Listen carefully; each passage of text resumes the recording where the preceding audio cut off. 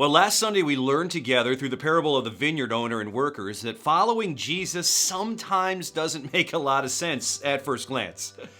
In his famous Sermon on the Mount, Jesus taught many things that at first blush seem to be quite different than how we've always seen and navigated life.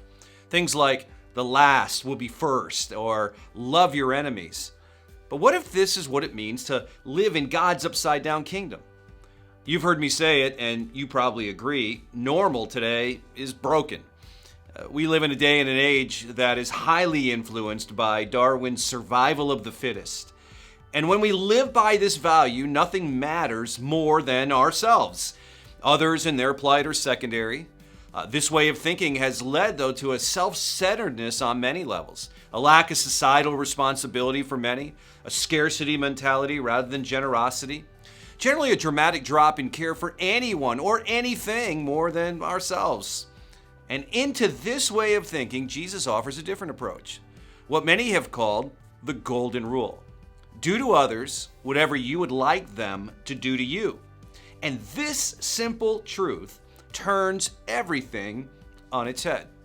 It frees us to think about life outside of ourselves. It's the better way.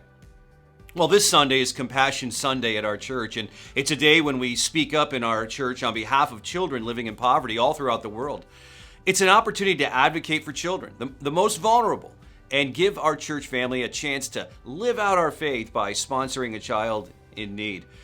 It's not heavy-handed or guilt-ridden. It's just an opportunity for us to listen, to let God speak, to push back on the mindset of survival of the fittest, and to embrace Jesus' golden rule. So whether through sponsorship or prayer or helping spread the word, I hope that I'll see you here this Sunday. It's a great Sunday to invite a friend or family member to attend. It's an opportunity for us to see ourselves differently and to be dispensers of God's grace. It's a chance to be reminded, as were the vineyard workers, that we are all not so much the 6 a.m. early bird entourage, but because of the grace of God in our own lives, we're all part of that 5 o'clock family.